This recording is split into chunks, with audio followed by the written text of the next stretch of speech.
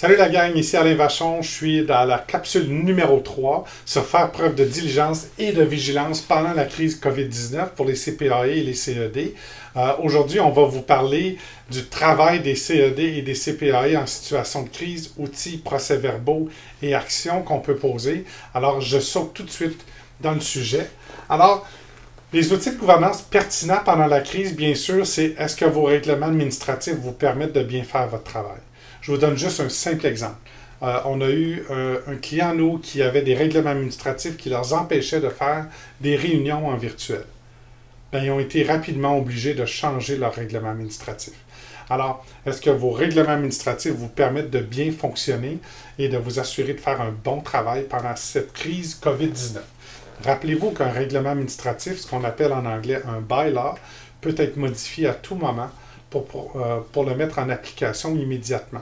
Même si on doit retourner aux instances décisionnelles pour les faire approuver, c'est un outil de travail pour les comités, pour les conseils. Dans un deuxième temps, il y a vos politiques. Est-ce qu'il y a des politiques spécifiques qui ont à être développées ou qui ont été développées, dont vous devez prendre connaissance, mais vous devez aussi vous assurer qu'elles sont mises en œuvre? Alors, si on avait une politique sur l'équipement ou le matériel de protection des employés, vous devriez être au courant de cette politique-là et vous devriez également demander à la direction d'éducation ou la direction d'école de vous démontrer c'est quoi son plan de mise en œuvre de cette politique pour qu'on puisse dire « check, on est conforme avec cette politique ». Ensuite, il y a des directives administratives. On se rappelle, les politiques sont un peu plus larges. On descend d'une politique avec des directives administratives dans lesquelles il pourrait y avoir des processus, des outils, des documents, des gabarits. Et puis, est-ce que les directives administratives ont été mises à jour dans un premier temps? Et deux, si oui, est-ce qu'on est conforme? Un peu comme les politiques. Bien sûr, est-ce qu'il y a des résolutions? Puis ça, c'est important. Avez-vous pris des résolutions importantes à documenter en lien avec la crise pendant la pandémie?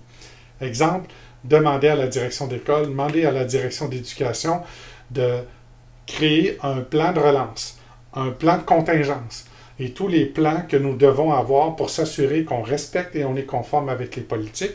Et dans un deuxième temps, on est prêt pour les changements qui pourraient survenir suite aux annonces gouvernementales ou les annonces des autorités locales.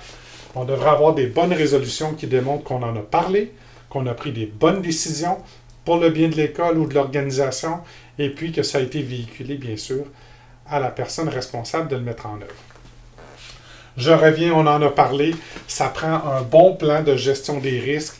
Quels sont les risques pendant la pandémie? Est-ce qu'on a regardé s'ils étaient probables et graves et ou graves? Et puis, dans ce cas-là, est-ce qu'on a un plan et une personne responsable pour mitiger les risques qui sont imposés par une telle crise? Bien sûr, les procès-verbaux, je ne l'ai jamais, je pense, assez répété ou autant répété. On doit documenter toutes nos belles décisions dans le procès-verbal. Alors, il faut éviter de faire un verbatim de tout ce qui a été dit et il faut clairement identifier cette proposition-là a été mise de l'avant, elle a été débattue par le comité, par le conseil, et puis la décision suivante a été prise et elle a été adoptée. On pourra noter les dissidents, mais c'est important de noter au procès-verbal comment on a pris nos décisions. Ensuite, est-ce que vous êtes formé? J'assume que oui, un comité spécial pour la COVID-19, pour la gestion de cette crise, qui va garder une oreille tendue auprès des autorités locales, garder une oreille tendue auprès des gouvernements, garder une oreille tendue sur les besoins des parties prenantes, un mini-sondage auprès des parents, des élèves de la communauté, pour voir comment ils réagissent, où ils en sont, pour aider le comité à prendre les meilleures décisions possibles. Comme toute bonne crise, je crois qu'une équipe devrait se mobiliser pour être capable de nourrir les décisions du CED puis du CPAE. Ce comité-là ne prend pas des décisions à votre place. Ils font un travail pour vous. Et puis, une fois en réunion, on est capable de récolter cette information-là, la partager avec les membres du comité, du conseil, et puis être capable de prendre les meilleures décisions possibles. Et parce qu'on aura créé un comité, un task force sur la COVID-19, on se sera retrouvé à pratiquer une diligence raisonnable. Je reviens à l'importance des procès-verbaux pour protéger l'organisation. J'en parle souvent que ce n'est pas un verbatim, mais c'est surtout pour noter les décisions et les options explorées. Donc des annexes, donc un PowerPoint.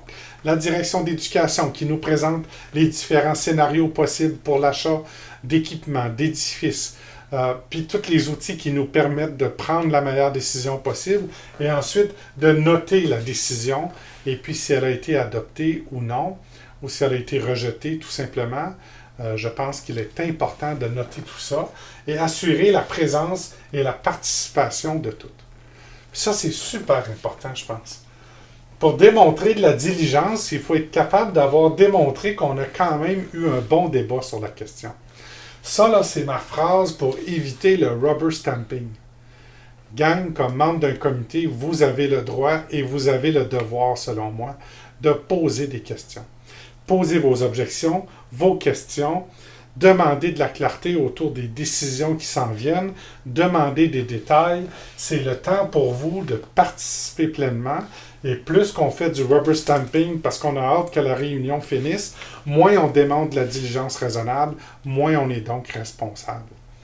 Donc, assurons-nous que l'ordre du jour n'est pas trop chargé, surtout en temps de crise, pour qu'on puisse bien discuter, bien comprendre et bien décider pendant que nous sommes en réunion. Puis que tout le monde puisse bien y participer. J'insiste sur cette chose. On écrit toutes les résolutions adoptées. On n'est pas obligé d'écrire que c'était 15 contre 2. Ça, c'est pas important. Ce qui est vraiment important, c'est est-ce que ça a été adopté, oui ou non? Est-ce qu'il y a des dissidents? Pas des abstentions. Les abstentions, c'est l'absence de vote. On parle de dissidents. Non, moi, je suis contre parce que j'ai un conflit d'intérêts ou je suis contre parce que je suis contre puis je veux que ça soit noté. Ce n'est pas une abstention, c'est une dissidence et on va la noter au procès verbal. Et ça, c'est plus important que de dire il y en a 15 qui étaient d'accord puis 5 qui ne l'étaient pas. Si c'est adopté, on est tous par la suite responsables de soutenir cette décision-là. Donc, on va noter les dissidences et s'en tenir à l'essentiel qui démontre un travail qui fait preuve, encore une fois, de diligence raisonnable. Est-ce qu'on a été raisonnablement diligent dans la prise de notre décision? Alors, rappelons-nous de ce point important.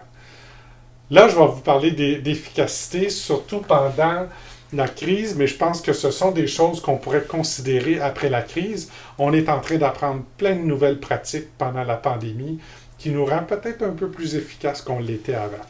La première chose, c'est que je vous invite à maintenir un calendrier de réunion via vidéoconférence qui est bien établi dans le calendrier pour que tout le monde puisse savoir bien à l'avance quand ils doivent être disponibles pour participer au comité ou au conseil. La deuxième, c'est réduisez les sujets non pertinents. Je vous le suggère en temps régulier, mais en temps de crise, il faut démontrer qu'on a pris le temps de discuter puis d'explorer toutes les situations possibles en lien avec la COVID-19, la pandémie et nos responsabilités de protéger l'organisation. Maximiser le travail des comités. Alors, ce n'est pas le temps d'aller s'ingérer dans le comité de gouvernance ou dans le comité social ou d'activité de l'école. C'est le temps de maximiser, faire confiance aux membres des comités qui font du travail pour qu'ils nous rapportent, pour pas qu'on refasse le travail en double une fois rendu au conseil. Je sais que ça arrive probablement chez vous parce que ça arrive beaucoup dans le réseau. Le comité fait son travail, revient au conseil, puis on refait le travail encore une fois. Laissons les gens faire leur travail, peu importe le type de comité. Je vous invite quand même à poser des questions, mais on les laisse faire leur travail. Réduisez la pression sur la direction. Puis ça, là, je ne peux pas mettre assez d'emphase là-dessus, tout en maintenant le monitorage. Demandez les rapports sur les données essentielles pour le moment, mais réduisez la pression sur la direction. Puis ça, parce que on sait que ces employés-là, ce premier employé de l'organisation qui se rapporte à vous, a la responsabilité, pendant la pandémie, non seulement de s'assurer de la réussite de tout le monde dans l'organisation, mais également, on ajoute les protéger. On ajoute les soutenir, les accommoder, s'assurer de leur santé physique et mentale pendant ce moment, ce temps de pression. Alors, on devient davantage un allié. Je parle toujours de gouvernance synergique, moi, parce que c'est une équipe, la direction, puis le conseil d'administration et le conseil d'éducation et le CPAE. C'est une équipe avec la direction d'école, avec la direction d'éducation. Donc, assurons-nous là, qu'on réduit la pression et qu'on démontre notre disponibilité, notre appui, notre engagement, notre côté humain, de comprendre que peut-être qu'on n'aura pas tout comme on a d'habitude parce qu'il y a une grosse surcharge actuellement sur l'ensemble du personnel et des directions. J'avance, on va adopter les pratiques exemplaires d'animation des rencontres. Puis là, je fais appel à vous, ceux qui président les CPAE puis les CED.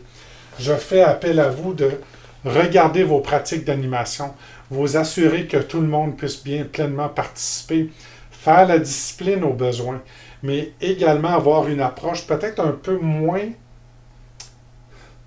procédurale et peut-être un peu plus collégiale. Avoir un sens plus humain à la pratique de réunion apporte beaucoup d'aisance pour que les gens puissent s'exprimer davantage versus attendre de déclarer un point de privilège, un point d'ordre, un point d'information ou un monsieur le président ou madame la présidente. Je pense qu'avant tous ces beaux titres-là, on est tous des êtres humains engagés dans s'assurer du succès de notre école ou de notre conseil d'éducation. Puis je pense que ces pratiques exemplaires d'animation-là vont réduire le stress associé à la participation à la réunion, puis va augmenter la participation authentique de tous et de toutes. C'est une de nos suggestions. On va également établir un calendrier de gouvernance plus rigoureux pour la prochaine année pour ne rien oublier. Il se pourrait qu'en temps de crise, on laisse des choses de côté ici et là, puis qu'on se retrouve à la fin de l'année à avoir oublié des jalons importants, des dates importantes dans l'année qui vont faire en sorte qu'on n'a peut-être pas rencontré nos obligations en gouvernance. Alors assurez-vous, là, vous avez vos rencontres, sont bien cédulées, sont dans le calendrier, on le sait d'avance, mais également les choses qu'on aurait fait normalement, qui sont prioritaires, qui sont obligatoires, on les fait tout de même. OK? Je continue? Puis, quoi d'autre? Quoi d'autre qui pourrait être dans votre liste de choses à pratiquer pour maintenir un haut taux d'efficacité? Je vous pose la question de réflexion. Et dans la prochaine capsule, on va vous parler du travail de diligence en situation de crise plus précisément. Alors, on vous revient dans la prochaine capsule. Merci d'être à l'écoute.